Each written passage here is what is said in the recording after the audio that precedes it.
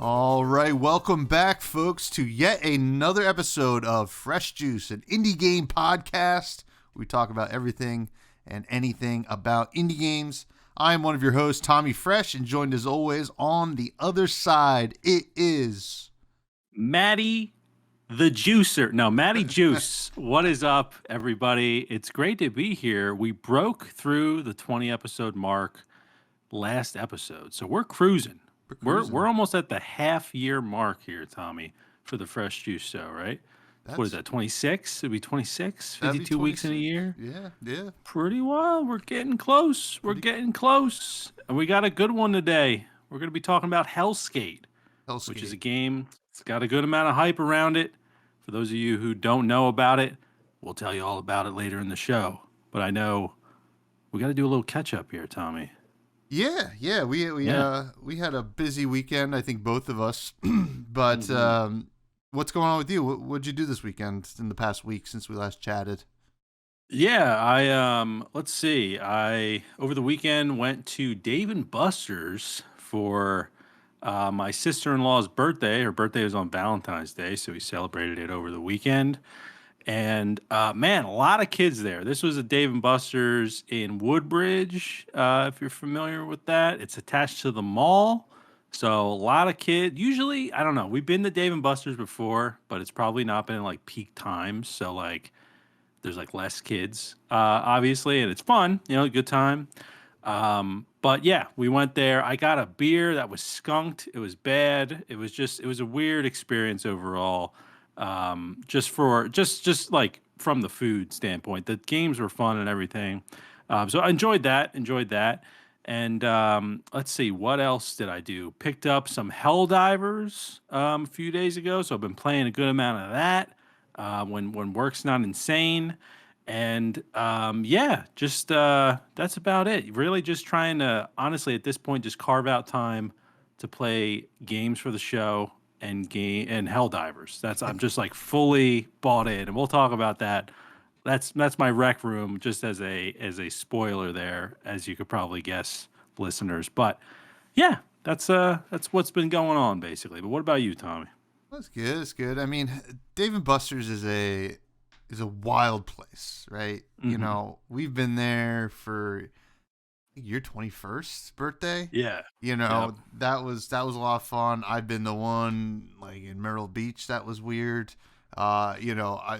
They can be really fun, but children there, I mean, wasn't the whole point that it was like an arcade for adults? I don't know. I guess that's more barcades. We've strayed even further from the Chuck E. Cheese's of the world. I guess there's not even a lot of those left. So maybe the kids just go to Dave and Buster's. Like, we want to go screw that rat.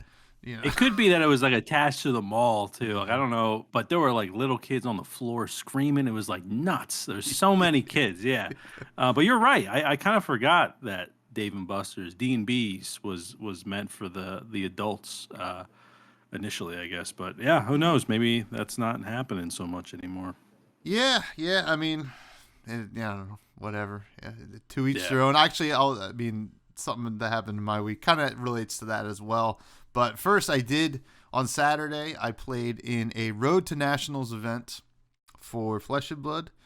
Now that I am part of a team, I had already done all my testing going into it, so it wasn't like, like all the work I did with the team. But I did qualify for Nationals, so that's badass. I can't wait. That will be in June, Minneapolis. It will be streamed, folks, by probably Star City Games, but I'm pretty excited for that. And then on Friday, I think it was Friday. So Friday, pretty late day at work, so hit a couple accounts, and then I went to a local bar, kind of just did lunch there. It wasn't, I knew the buyer wasn't in, but I was just grabbing a beer and a lunch. And I saw this guy across the bar. I was like, that's a beer rep if I've ever seen one, but I don't know him, and whatever. I kind of forget about it, and I was like, all right, I'm kind of done for the day. I'm gonna stop by my local brewery, just for another beer because my fiance was still working until X amount of time, and I was like, oh, I'll have another beer, go see what's going on. I stopped there, and I talked to him, and the owner of the brewery's like, "Oh, you know so and so from Bird's Mouth?" I was like, "No, but I think I just saw him at the Hawk." And he's like, "Oh yeah, yeah." He's like, "Here, go talk to him. I'll introduce you." And I start talking to him, and I had heard about this brewery, Bird's Mouth, like once or twice. I didn't know much about him, but I'm talking to him, and he's like, "Yeah, we just make lagers, right?" So, like, for anybody who doesn't know about craft beer, IPAs are the name of the game, and that's always the ale side of things. There's two different kinds of beers, ales and lagers. Lagers are your pilsners, your like beer flavored beer, I guess is what people will call it. Yeah. And he's like telling me all about this brewery, and he told me, it's like, "Oh yeah, the head brewer from Kane left Kane to open up this, and we all worked at Kane." I was like, "Oh, that's really cool." And I remembered I'm going down that way on Sunday. Went to a birthday party, and after hopped over there. There were also a ton of kids at the brewery. And then, Oh yeah. yeah, on a Sunday. But then I realized today is President's Day. We record on Monday. So I guess nobody was really worrying about the next day. And then I think that's just a demographic for breweries, like our age and like 10 years older. Like, and those people mostly have just little kids. They just bring their kids to the brewery so they can get some adult time, and Dave and Buster's apparently. So Yep. yeah, that was my weekend. It was fun though. Bird's Mouth was awesome. If anybody's ever down the Jersey Shore area, I would check it out if you like beer flavored beer. So it was a good weekend though. They have food, like a food truck or anything there, or just not that time. No, well, I don't think they really focus on that. They focus on their retail partners, and there is a new bar that is attached to it, like a sports bar with actually a virtual golf thing. Oh, there, cool.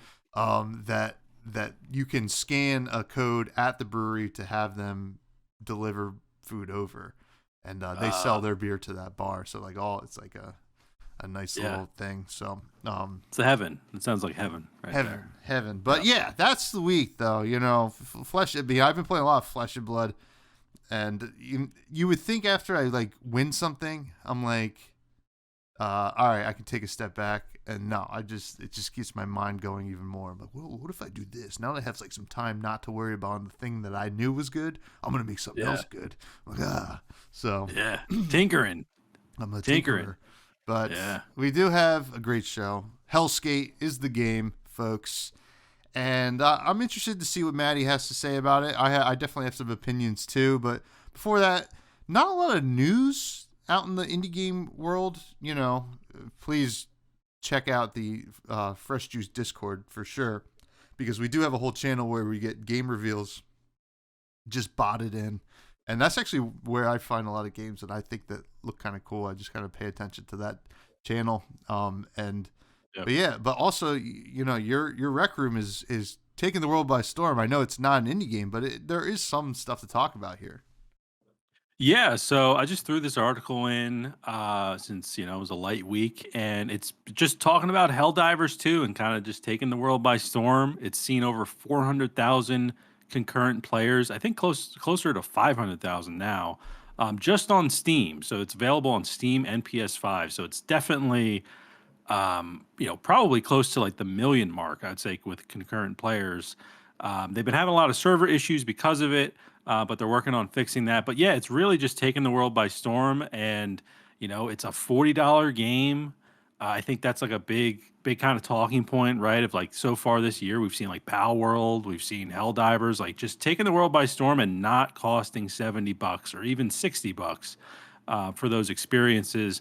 And I think that might be like the theme of the year too, is that I just feel like, we're only halfway through February, and it's just, we've had some bangers already, just breaking records too. It's not even just like it's amazing games, it's like record breaking games, which is just amazing to see. And I've been having a blast with Helldivers. I know we talked a little bit before the show, but Helldivers is kind of like an extraction sort of game in a way. I've never really played the first one. I think the first one's pretty similar too. It's just from a different perspective. It's not like a third person kind of shooter. It's like a top down. But we talked about like what's the next wave? What's the next genre that's going to be really the next wave of gaming? Like extraction games were definitely on that list. And the other one was, what was the other one? It was two different genres we were kind of predicting would be. Survivors, not So, yeah, like survival, but survivor. yeah, Yeah. like a vampire survivor like kind of thing. Yeah. Mm. Which there was actually Deep Rock Galactic Survivor came out Yeah. recently as well. So that's a whole nother thing that we could talk about. I bought it, haven't played it yet. But yeah, Helldivers is just even though it's not an indie game, still kind of holding up to exactly what we were kind of talking about of like just a fun game with friends. You're not having to worry about PvP, anything like that. And you're just blasting bugs and blasting robots. It's Starship Troopers, the game, which is just awesome. So I've been having a great time with it. It's not really news, I guess everybody's pretty much heard of it at this point, but it's been a blast. So are you planning to try it out at any point in time? I don't know if it's like, is it your style game? So, Um, all right. So I had heard about it, and I only have a certain amount of time to game, right?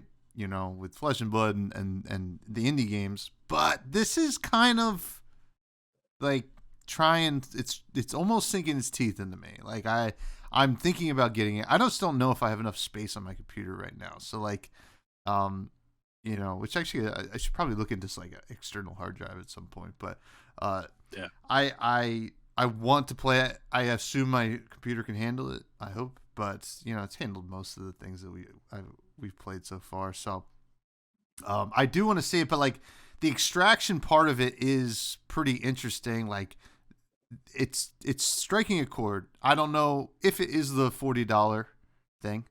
Yeah. It is a rough economy. People want to get value out of their games, so like they want to buy something and get a lot out of it.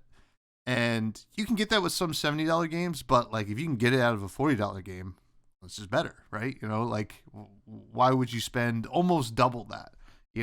So Yeah. there's probably that, and maybe there's just a almost like a nostalgia to.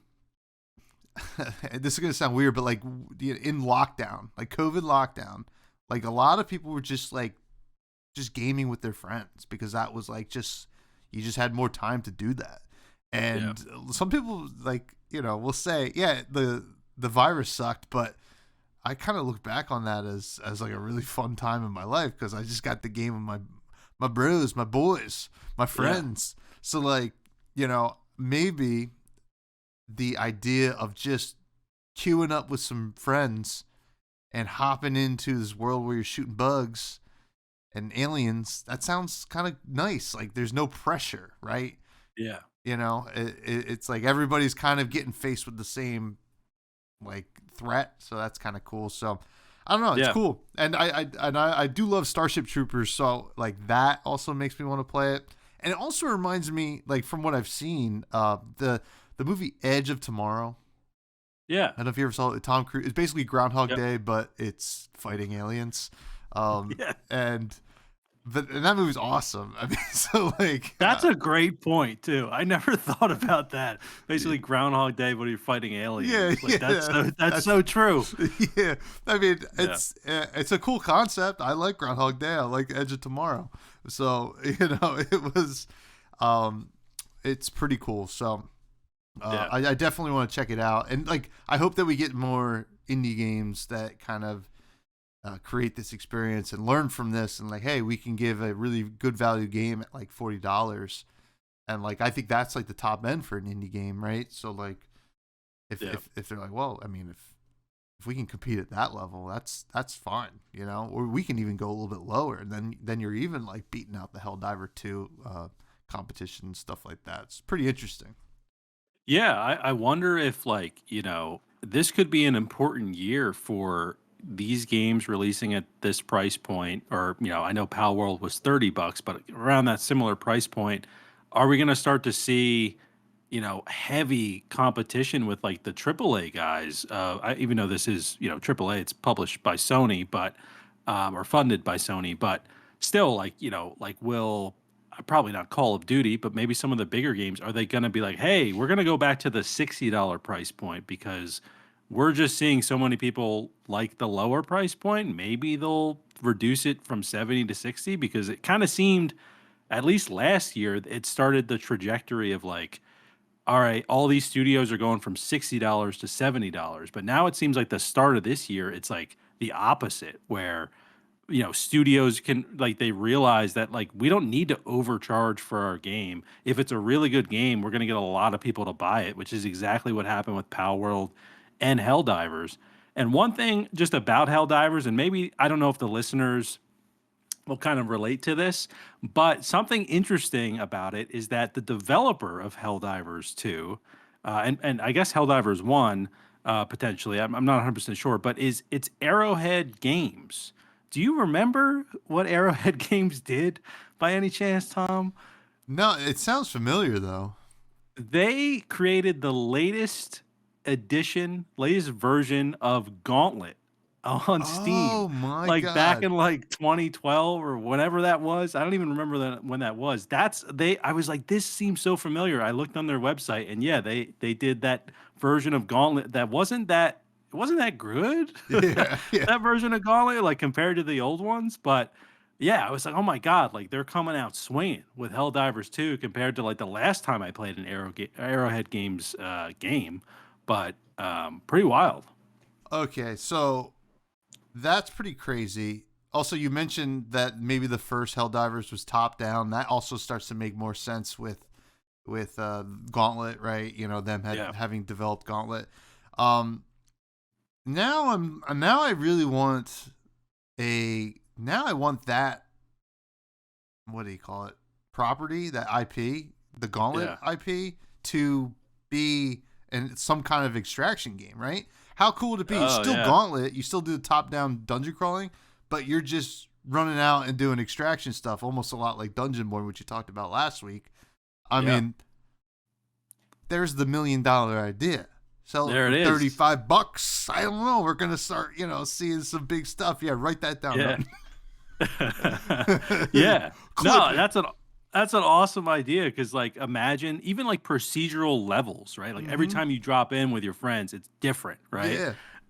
Oh man, we have gold on the podcast. I Just gold. know. I know. $1 million ideas, $1 billion ideas. But Folks, our yeah. email is freshjuicepod@gmail.com if you want to, get in on these big ideas. We're going to Yeah. be so annoying at PAX East when we're talking to these developers. Have you ever thought about this? An extraction shooter, like at $40, like just that, and no matter what the game is, be like a fighting game. Have you ever thought about making this an extraction shooter? Yeah, which would be, oh my God, hilarious. But extraction games, it's obviously the next big thing, and I got to get into it. I have to play some. I've never played one to my knowledge, and I think Helldivers 2 might be a good jumping off point at that Yeah. price point for me. So until Dungeon Born comes out, because that sounds like a lot of fun too. But Yeah. let's get to the review, though. We do have a game that we need to talk about that's not an extraction game. It is Helskate. What is the elevator pitch for this game? Yes, so Helskate is a skateboarding roguelite game. So think Tony Hawk, the roguelite, essentially. And that's really the elevator. That's all you need, right? Mhm. Like that's all you need to pitch it to people. You get some unique weapons and gear, and you just fight while you're skateboarding, die, upgrade your abilities, and go right back in over and over again. So that is essentially the elevator pitch. It is an early access game. This is the first early access game that we are reviewing on the show. So there is a chance that we will review this again in the future when there's a 1.0 release. If we feel like enough has maybe changed in the game that we want to go back and check it out again. So just keep that in mind as we go through kind of our thoughts here. But yeah, it is. It's $25 currently on sale for 10% off until February 22nd. So if you're listening on release day of this episode, you've got about a day to get it for 10% off. It is developed and published by Phantom Coast, and yeah, it's an interesting one. So, what are you thinking here, Tommy, for Helskate? Yeah, well, I'll just hop right in with the gameplay here. So I am a fan of the old Tony Hawk Pro Skaters. I think we've talked about it on the show a couple times. They have always been like a lot of fun to me, and I was excited for this game. And the gameplay definitely has some of those, not even some, a lot of the elements of like Tony Hawk Pro Skater, and I kind of like that. Um, and then I also like fighting monsters and kind of going through these.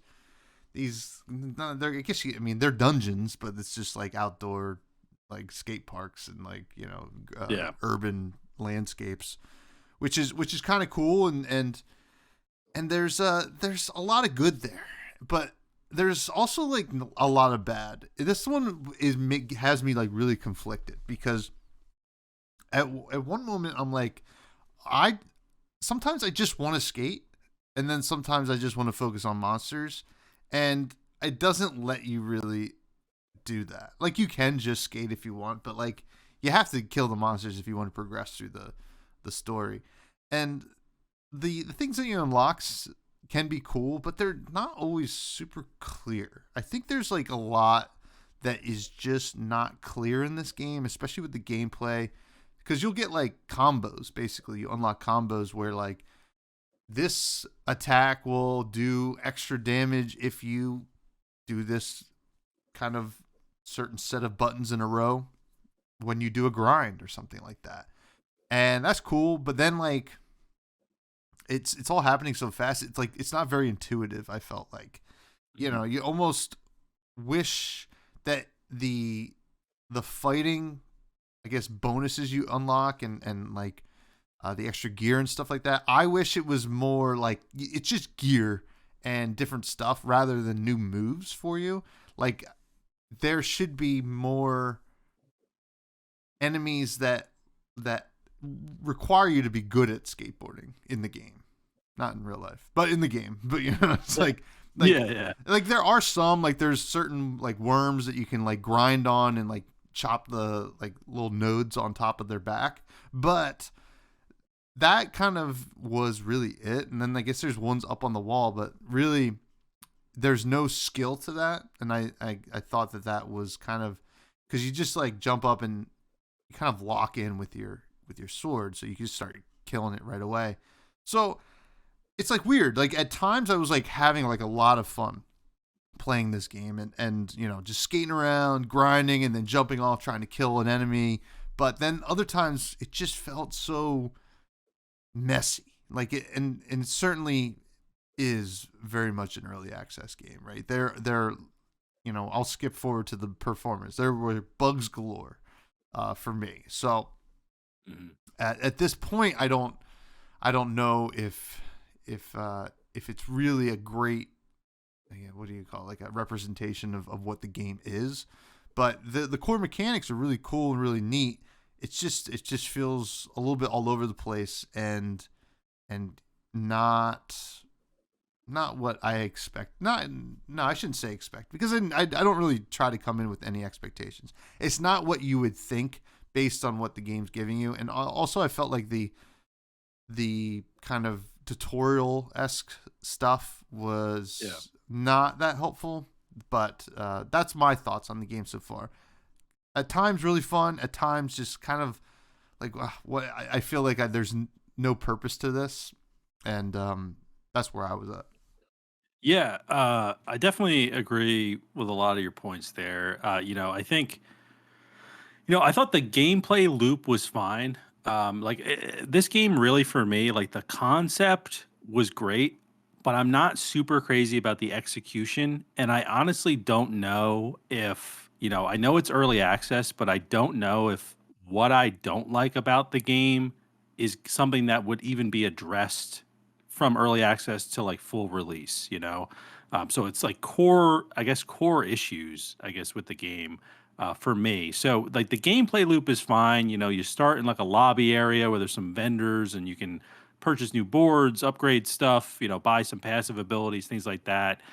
You can choose, you hop into like the first level, defeat that, and then you can kind of choose like one of three different levels, based on like the rewards that level gives.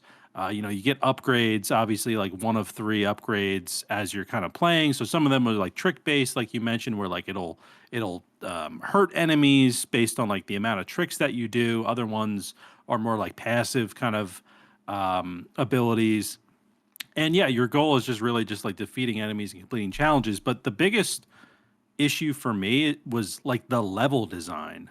Is I just kind of felt, when I play like a skateboarding game, I really want it to be like fluid. Like I want to be able to go like the reason I think Tony Hawk was, I know there's like skate and there's like other skateboarding games, but just gonna keep bringing it back to Tony Hawk because that's what I've played the most of in the skateboarding genre. But you want that feeling of like fluidity from like one side to the next side of the map, and you just want to feel like the tricks you're doing are obviously building up the score. But I just felt like in the level design there were just like in the first level really that you go into, there's like water in the middle of the level, and if you hit the water like at any point, like you lose health and you get like moved to back onto like the land. And I just kind of felt like there's like a gap in the middle of the level that has water at the bottom of it, so you have to jump over it. And I kept falling into it even though I kind of felt like I was hitting the jump right. I was doing everything kind of right. I was just at a certain point, I was just like, why is this even here? Why is there water here? Like, I felt like I was like, this should be like a later game level. And I don't know if it's just because I'm terrible, but it could be like an onboarding and tutorial issue as well. Like you were mentioning, like it wasn't like a super strong tutorial. And I kind of felt like maybe I was thrown into it a little bit. But I just really feel like the level design, like from that standpoint, which is kind of like a bigger issue, and then also just like there are like there's like an unevenness with some of the land or like the ground, where like sometimes I'd be like, all right, like I'm starting to get like momentum here, and all of a sudden I would just hit like a little curb or like a little kind of thing that was like sticking up off the ground, and I just lost all momentum. Combo was broken, all that sort of stuff. And the thing with that too is like that's fine, like Tony Hawk, like at its core, like that's okay to have obstacles obviously on the course. But the weirdest part for me was that like you never really like ate it, right? Like if you Yeah. messed up a move or if you hit something, like it wasn't like in Tony Hawk, you like falling off your skateboard, you get back up, like you realize you screwed up. So in Tony Hawk, like you really felt like once you got the moves right, like let's say you went like up, you're on the half pipe, you're up in the air and you do a really awesome trick and you land it, you felt like an accomplishment, it felt rewarding. But in this game, even if your character doesn't look like they're about to land right, they still land correctly. And I was just like, like I just kind of felt like it was almost like a gimme, and I just want to feel like it didn't look fluid to me, and it didn't feel rewarding even when I got like tricks done correctly. So that was like the biggest issue for me is like the level design.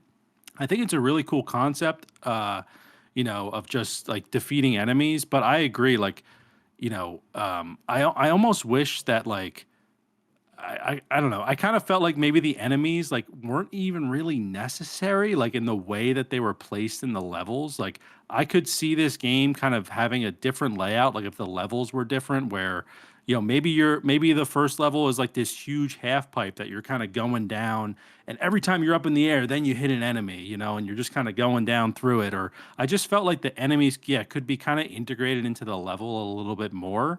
It just kind of felt like they were a hindrance, and they really kind of stopped that fluidity. Like it's all like for me, like these games, like I said, are all about fluidity, and the enemies and the level design were just like in the way of that. And obviously, enemies are supposed to be, but just like the way that they were in the levels, I was just like, all right, I kind of felt like I was going out of my way to do it. And then they have like elements that you expect in the game, like picking up like power ups or like getting like you spell like Helskate, like getting the letters, things like that you expect in like a skating game to be able to collect those things. And those were fine. Like I felt like there was decent fluidity with like picking those up.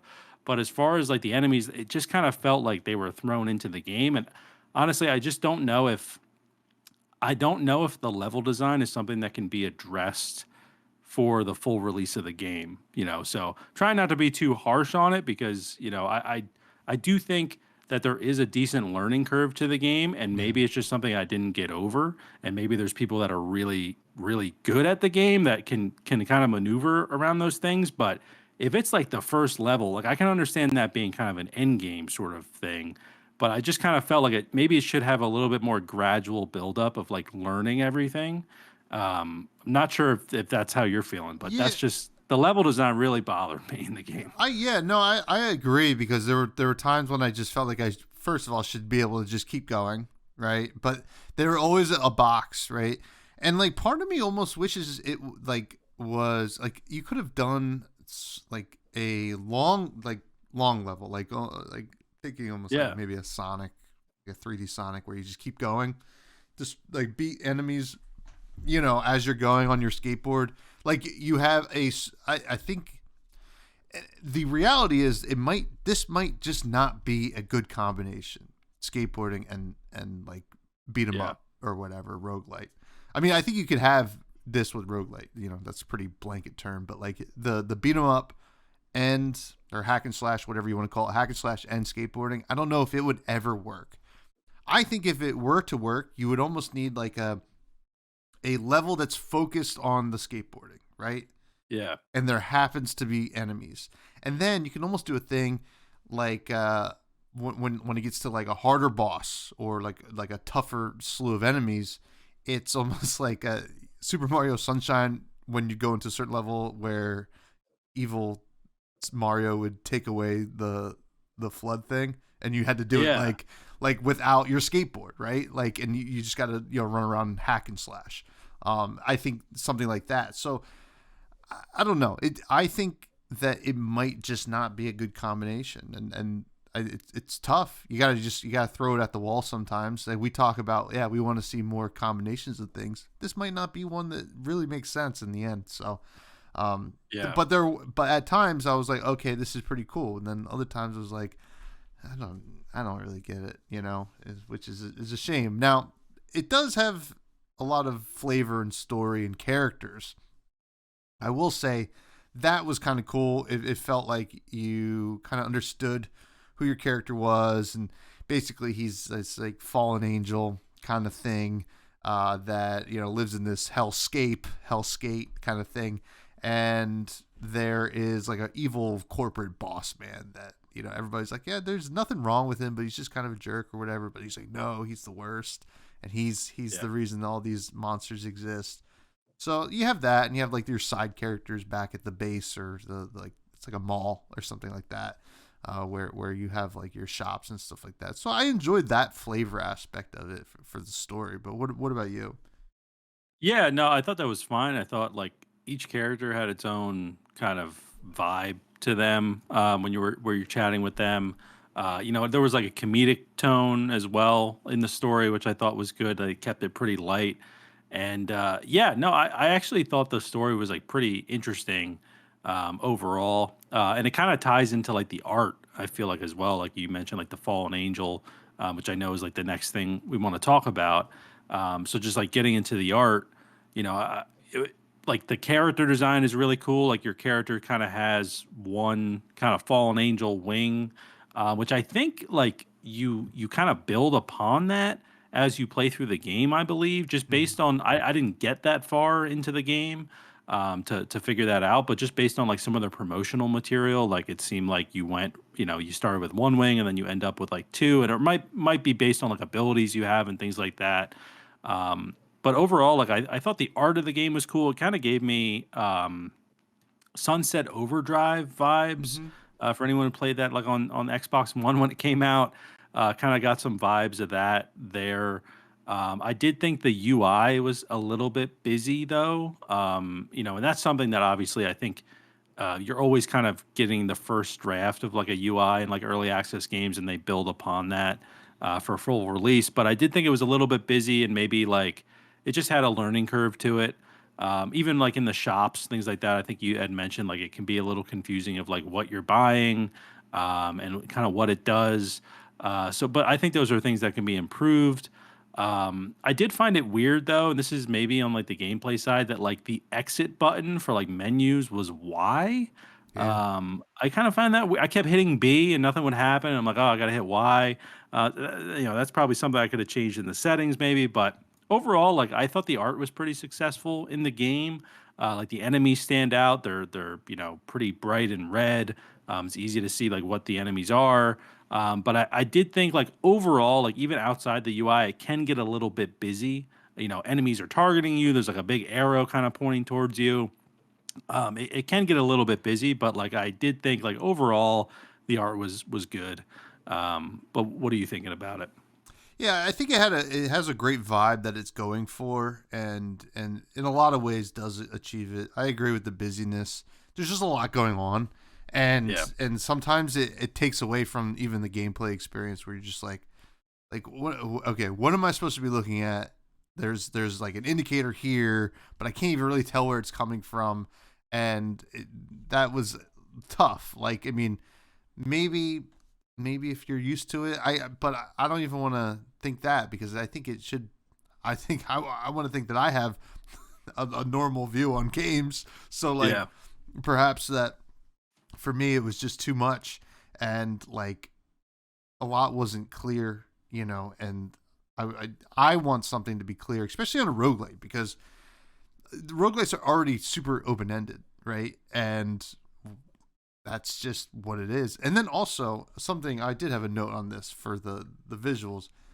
The level design, like looks wise, was really cool, like these urban landscapes. But then you have these like challenge dungeons. I forget they were called, where you go into this like special room where you gotta like Yeah. complete some The stuff. vault. Yeah, the vault, where it Yeah. was just like like it felt like just empty, like it had no character to it. It was just like you're going through like a like base design level Yeah. and like trying to get to the end. I liked those, like doing them, but they did not look good at all. So I like the Yeah. character design, especially on the humanoid stuff. The monsters, some of them were memorable, some of them were not. Like I really like the one that you grind on. That it feels like that was like the big one that they really worked on. You're like, oh, this one's really cool. This is a really cool concept. And then the other ones feel like I don't even think I could describe them from memory. Because like you just killed them and that was it. Like they were Yeah. not memorable. So that was my take on the visuals. And then the music though, the sound and music, it was good. It had this like maybe a more modern Tony Hawk Pro Skater kind of Yeah. soundtrack vibe, which like sure, yeah, that's what you have to do. You can't put Goldfinger on every single skate. I mean, maybe you can. Maybe you could put Goldfinger on every skateboard game, but it's definitely felt like modern skateboard music. But I might be out of touch.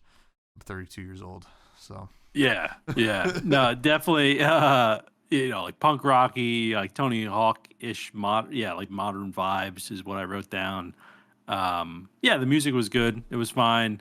I do feel like though that because of all the other like busy elements in the game, that sometimes like the music can be like, all right, like I'm feeling a little overwhelmed right now yeah, because this music's going nuts and I don't know what's going on. But I think that's the music is fine. Like it's serving the purpose of the game. So yeah, I didn't have any problem with the music. But you did mention you had some performance issues with the game. What were like some of those bugs? I mean, there was a lot of just glitchiness, like when I was like trying to move the camera and then also like killing enemies, and then there were a couple times when an enemy would just stop and like Oh, sit really? there, and whatever, it didn't take away from the gameplay because I just went over and killed it, but like that shouldn't do that, right? That's a rough bug, especially in the first couple levels, that you're going through. Like I don't know, it felt weird, and then I guess like, and that actually reminds me of something else, like from the gameplay side of things with the enemies, they were so sparse in the level in a way. Yeah. It just everything felt empty, right? Like uh, it felt like you're just kind of coming upon the enemies rather than like them like really just showing up and you gotta kill them. I don't know. It was weird, but yeah, that was my performance Yeah. issues, like just like bugs like that. I don't. Did you run into anything?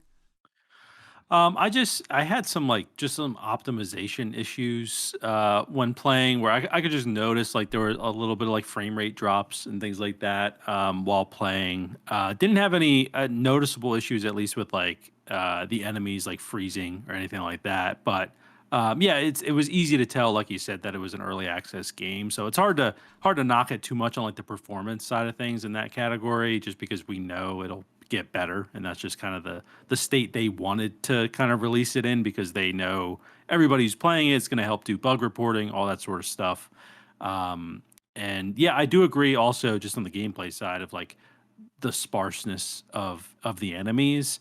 Honestly, like going into the game, I know like we try to get into these games without like expectations, but like I was picturing the enemies to be a lot different, Hmm.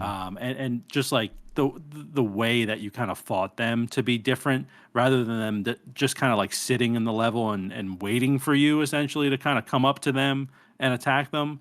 Um, but yeah, so now it's time though, I think, for the fresh juice rating scale. You want to give the listeners a rundown of how that works, Tommy? Yeah. So at the top, you got your S tiers, your certified fresh juices, like the Norp Apple log. You got your steals, that's stuff closer to things like the Cub. Get on sale. There's a lot of games in that kind of category, especially with indie games. This is stuff that's like, yeah, good enough, but maybe wait till it goes on sale.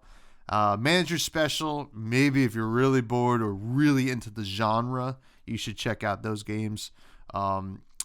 Usually you want them on like a deep discount, really, or you really got to be into that genre. And then you have Spoiled Milk, which is a game I don't think anybody should really want to play. So, Maddie, where'd you land with this game? Yeah, so with this being our first early access game, I was trying not to go too hard on it from the rating perspective, just because I know they're working on it. I know how this kind of cycle for early access games works.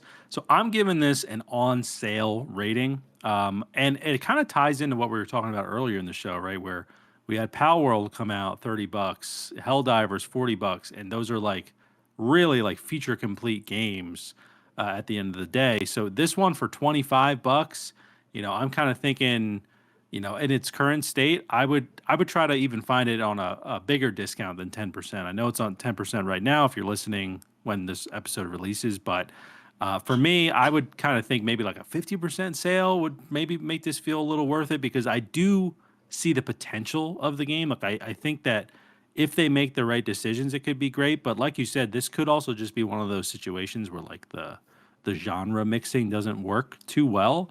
But I do think there is a possibility it could end up kind of where we want it to be.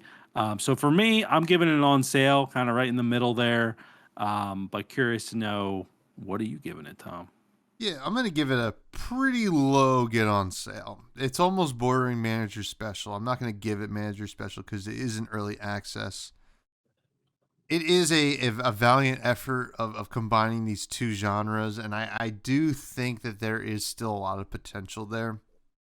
But I'm starting to feel like it might not be the genre, right? Like the genre crossing that will work. I think it still has potential, but the way it is, I think they would have to overhaul the whole game, which I don't think that might be a real option, right? Like, Mhm. when I'm looking at this game, I don't feel like there's enough skateboarding elements that are involved with killing these enemies. Like, even the one that you can grind on, you don't need to, right? Which is, I think, wrong. Like, I think it's like from a design aspect, you should have to like grind on that to kill it somehow. And Yeah. um, I'm thinking back to, like, I was trying to think of a good example of a game that uses its vehicle mechanics in a way that makes you use it to kill enemies, and I go back to Leica, right? H through Blood we played 15 episodes ago, where you're on a motorcycle and you're hopping over enemies, and you can use the motorcycle to block bullets, right? That's just like one little thing from that game that Yeah. makes a lot of sense in like using two different genres. So I think that if Hellskate can manage to add that to the game, I think it could be bumped up a little bit higher. But in its current state, I got to give it a really low get on sale. Yeah, yeah, totally feel you there. And honestly, like with this game, what I was kind of thinking about was, I've been playing, not to like really change the subject too much, but I've been playing like The Last of Us Part Two has like a no return mode. It was one of my rec rooms in previous weeks. That is a roguelite mode for The Last of Us. And, initially when they announced it, I was like, well, how's that going to work? Like, how could you have a game like The Last of Us be a roguelite mode? But they were able to do it. So, I do think there's like there could be another game, like let's say, that is a skateboarding roguelite that is really successful, because I do think there, like we're both kind of saying, there is potentials there, but when it comes to Hellskate, I think they're maybe at like past the point of no return, maybe, unless, I mean, games do big overhauls all the time though. I mean, you never know what's going to happen, but I just think in its current state, we'll see. We maybe we'll do a 1.0 review, and Yeah. it'll be a totally different experience, right? But in its current state, I think we're in alignment with what we're kind of thinking here. Yeah, yeah. I mean, I hope they pull it together, and and it is early access, and there's still always hope. So we'll Yeah, we'll pay attention to it. That's for sure. And there, it does seem like people are enjoying it as well. So maybe we're just not that demo. So like it could be one of those things. You really like those genres, have at it. So yeah. um, we do have some listener questions. You can submit these via YouTube comments. You can submit them in the Fresh Juice Discord. DM us, whatever. And the first one comes from Capolo, who told us that he worked on the first Helldivers, and they didn't put him in the credits. He's upset about it. That's okay, Cap. We still love you. What's your pet peeve that a lot of indie games do? This is a good one. So I was trying to think about this. I saw this in the show notes before, and I think that honestly, it almost relates to like what we were talking about today. But I feel like when a game tries to add too many genres to it, like I was honestly thinking when I first saw this question of like Wizard with a Gun, Mm-hmm. where that game kind of tried to incorporate like the survival crafting side of things, and I just felt like it was just a hindrance of like what the game could have been, at least from my perspective.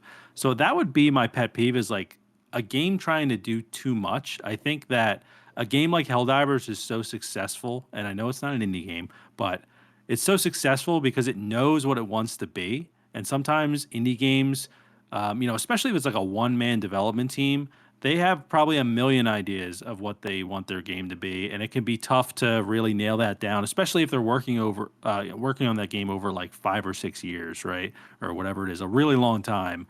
It could be tough to like narrow down your vision, and I think that is like the biggest crux for uh, indie games for me, is that like they just sometimes trying to do too much. I don't know. That's not a specific pet peeve, but that's just something after 21 episodes of the show. Like it's really apparent that some games just try to do too much. It really is something that makes or breaks some of these games, unfortunately. And I was thinking the same thing when I saw this question. Although I will kind of put it in my, like, there is that, and I think there's also some developers don't know when, and it's not even just indie games. I think you can get this in like AAA games as well, that you don't know when to keep it simple, stupid. Yeah, Like they can add an element that is good for the game, but overcomplicate it, right? It doesn't need to be, like a crazy decision tree or something like that. It could just be this one thing. And I don't know, sometimes I think that they think that they're adding value, but it can actually detract from value. Like yeah, you want your game to have like a lot of content, but like you want it to be all good content. So keep it simple, stupid is kind of what I would do there. Now, yeah. thank you for the question, Cap. Love you, the Swiss Prophet. R Carp 11 asks, "What is the best dip in your opinion?" We're coming off of 2 weeks after Super Bowl. That's a big. That's a good question for this. What's the best dip for your chips there, Maddie? Man, there's so many dips. It's tough. And our group makes a lot of great dips. You know, we got a BLT dip, we got your pork roll dip, we got the buffalo chicken dip. I mean, you got your Mexican street corn dip. You know, we got like the standard, like the like the French onion dip, like was there like a sour cream and onion dip, probably, maybe. I don't even know. It's There like, probably I is. mean, it's all, yeah, Yeah, yeah. It's all in yeah, the same whatever. genre, that sour Yeah. cream base. Honestly, I mean, I do love the BLT dip, I will say. Our buddy Pat makes a killer BLT dip, but it kills me, man. It like I am smelling. Maria hates when I have it. So I try not to have it a lot, but I am ripping ass when I have that thing. But I guess I'll just choose the BLT dip. It's a good one. I'm not even into BLTs really, which is crazy. You know, Yeah. I don't really like tomato on my sandwiches or bacon really on my sandwiches, but I like the BLT dip, BLT, so I mean, I'll it's a just go with banger. that. I do Yeah. love real BLTs, but we've had this conversation off air. We'll get into fisticuffs if we get into it now. Don't like tomatoes. Now, yeah, there's like a lot of like good, like kind of bespoke dips that our friend group makes, which is all really good. But I'm gonna go with a classic here. I'm gonna just say French onion is the best Oh because yeah. I will say, like, I don't eat like a lot of like plain potato chips. I will from time to time. I'll go through the spurts when I have it. But like if I always had French onion dip with me when there was regular potato chips next to me or Ruffles or something like that, neither the chips or the dip stand a chance. I Yeah. I I slam French onion dip, and it is just I don't know. It's so good. There's something about it, and I'm not even like, I like sour cream, but I don't like the smell of sour cream.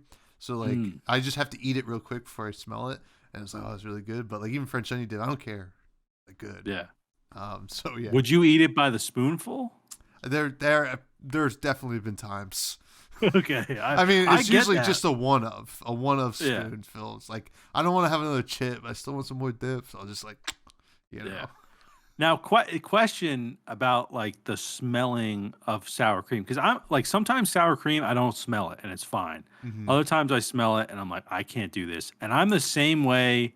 Like I can't smell Greek yogurt. Are Yeah, yeah, you Okay, all right, yeah, yeah. all right, okay, all right. Maybe it's a genetic thing. I hate it. Like It's Maria that knows. Like I can't even have it like open near me. It's like it smells like sewage. I tell her I'm like it smells terrible. I hate it. that like sour tang of like yogurt, like even regular yogurt. Like, so my dad makes his own yogurt because I don't know, he's a fucking nut.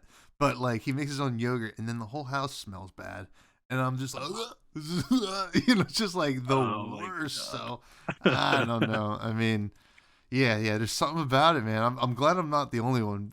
But I like the taste of those things, right? So like Yeah. it's like I have to like if we're having like tacos, I Hold your gotta be like nose. I gotta the sour cream's over by you, and I'll put it on my taco, and then once it's mixed with everything, it's totally fine.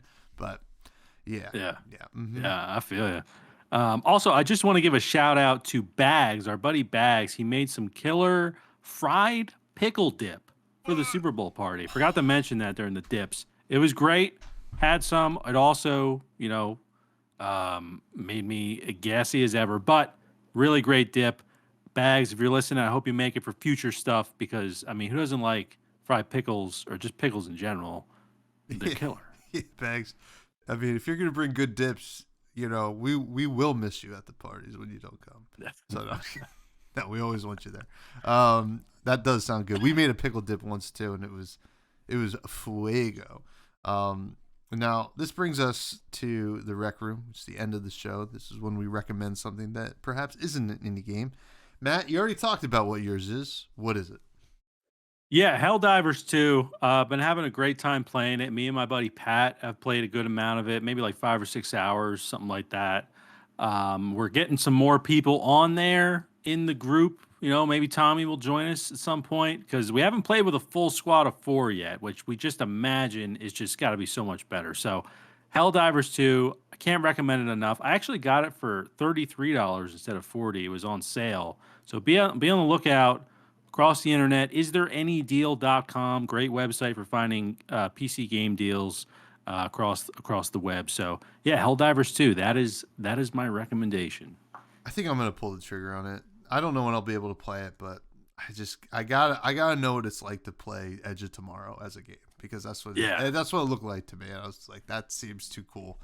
Um, Yeah, it does have a learning curve too. I will say, like a controls kind of learning mhm. curve is a little different than like some other games I've played, where you essentially have to like, if you want to call in like an airstrike, there's like it's like up arrow, right arrow, and you're using like WASD to like call it in. So you're kind of like typing in codes to like call in shit. Oh, Uh, interesting. so yeah, it's like You don't use it's controller? different.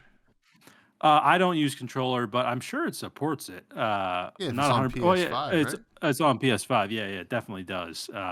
So it might even be easier on controller. I'm not too sure, but just as an FYI to anyone looking to get it, it does have a learning curve as with most games, but it's really worth it in my opinion once you kind of get the rhythm down. Sweet, sweet. I'm gonna check it out. My recommendation is, and I don't think I recommended it yet, but um, like a couple weeks ago, my fiance and I we watched a movie called Bottoms, and it is a actually, we don't you don't get a lot of like straight up comedies anymore. Like the comedies are just superhero movies or whatever that just like they crack jokes in, but we don't get like normal funny comedies anymore, and this one was. So basically it's the story of these two friends in high school. They're lesbians, and I'm not just saying that, that's just important to the story, but it's and they are both like, it's a parody of the high school movies where, you know oh, we gotta get laid, like that's like their whole thing. And basically what they do is they create a fake women's fight club in the school, Oh. and they lie about going to juvie and stuff like that. And like all these girls come and like learn how to fight. They don't know how to fight, and kind of like chaos ensues and like silliness. It's great writing. It stars Rachel Sennett, which I remember her from like the early days of like Twitter, like joke writers and stuff like that. I think she wrote it too.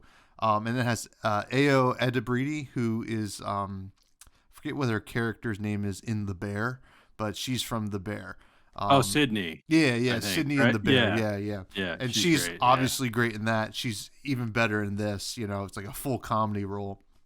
And Marshawn Lynch is the history teacher, which Marshawn Lynch was hilarious too. He just like so funny, and it was just like a barrel of laughs. It like doesn't take itself seriously at all. It's good joke writing and really silly like parodies of like all these stupid high school movies that you see. So I recommend it. I think it was on maybe Hulu or maybe Peacock or something like that. I forget where we watched it, but it was a blast. Yeah. Awesome. Yeah, no, I'm always into movies like this too because like you said, like we don't really get a lot of like these pure comedy movies. And anytime I think about like the last one I really loved, it's probably not true. There's probably some other ones, but I always think of Horrible Bosses. Yeah. Yeah. As like I was like they just don't make like that was like such a refreshing movie because I was going into it not really expecting anything and coming out of it like, oh, this is something I could watch like over and over again, like a Step Brothers or like something stupid like that. Yeah. But yeah, no, I definitely gotta check out Bottoms. I'm gonna get it right now. I'm gonna get it. Sweet, sweet. Get it. Let me know what Yeah. you think. Yeah, the last like comedy I remember, even like real comedy. I watched that one that was directed or written by Seth Rogen. That was with the kids. That one was alright. I think it was just called Yeah. Boys.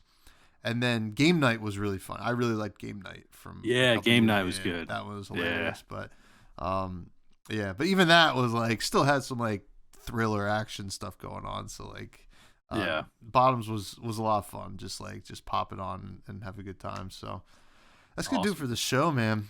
Another banger. 21, finally legal. Um, Yep. where can the people find you?